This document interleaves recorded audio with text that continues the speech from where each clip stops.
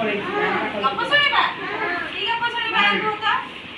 ବଉଳା ଗାଈ ଗପ ଶୁଣିବା କଣ ଶୁଣିବା ବଉଳା ଗାଈ ଗପ ଗୋଟେ ଗାଁରେ ଗୋଟେ ଗାଈଟେ ଥିଲା କଣ ଥିଲା ଗାଈ ଥିଲା ଗାଈ ନା ହଉଛି ବଉଳା ଗାଈ ନା କଣ ବଉଳା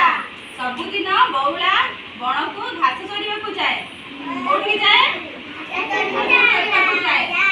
ଦିନେ ସେ ବଣରେ ଘାସ ଚରୁ ଚରୁ ଗୋଟେ ମହାବଳ ବାଘ ହାବୁଡ଼ରେ ପଡ଼ିଗଲା କାହା ହାବୁଡ଼ରେ ପଡ଼ିଗଲା ଏଇଠି ଆସନି ବାଘ ପଡ଼ିଗଲା ନା ବାଘ କହିଲା ବଉଳା ଆଜି ମୁଁ ତତେ ଖାଇବି ବାଘ କଣ କହିଲା ଖାଇବି ବଉଳା କିନ୍ତୁ ଡରିଲା ନାହିଁ ବଉଳା ଜମା ଡରିଲା ନାହିଁ ହେଲା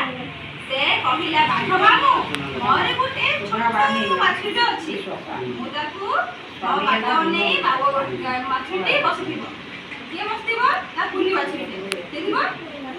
କୁନି ବାଛୁରୀଟେ ଥିବ ନୁହେଁ ତା ମା ଆସିବ ବୋଲି ବାଟ ନେଇକି ବସିଥିବ ନୁହେଁ ମତେ ଛାଡ଼ି ଦିଅ ବାଘକୁ କହିଲା ମତେ ଛାଡ଼ି ଦିଅ ମୁଁ ତାକୁ କ୍ଷୀର ପିଆଇ ଫେରି ଆସିବି କଣ କହିଲା ବାଘ କହିଲା ସତ କହୁଛୁ ତ ଆସିବୁ କହିଲା କାହାକୁ କହିଲା ବଉଳାକୁ କହିଲା ସତ କହୁଛୁ ସତରେ ତୁ ଫେରି ଆସିବୁ ଏଇଆ କହିଲା ହେଲା ବାଘ କହିଲା ଫେରି ଆସିବୁ ତେବେ ତୁ ଘରକୁ ଯା ବାଘ କହିଲା ହଉ ଠିକ ଅଛି ତେବେ ଘରକୁ ଯା ହେଲା ହଁ ବଉଳା ଘରକୁ ଫେରି ତା ବାଛୁରୀକୁ କ୍ଷୀର ପିଆଇଲା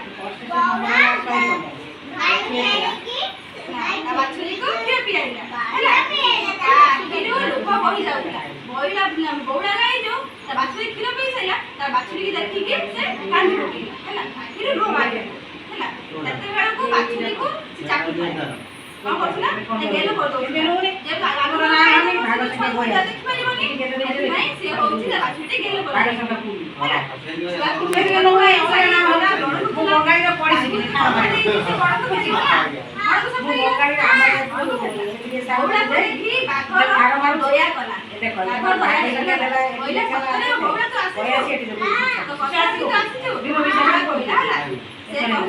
ଧନ୍ୟବାଦ ବଉଳା ତୁ ସତ୍ୟ ରକ୍ଷା କରି ଫେରି ଆସିଲୁ କହିଲା ତେଣୁ ମୁଁ ତତେ ଖାଇବି ନା ମୁଁ କହିଲା ଖାଇବି ସତ କରିବା ପାଇଁ ତୁ ଫେରି ଆସିଲୁ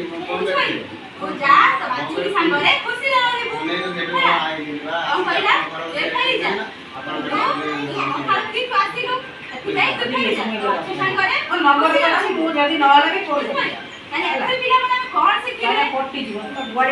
କଥା କହିବା ଯାହା ଫଳରେ କି ଆମ ଜୀବନ ସବୁବେଳେ ରକ୍ଷା ହେଇଯିବ ବୁଝିପାରିଲେ? ଭଲ ଲାଗିଲା?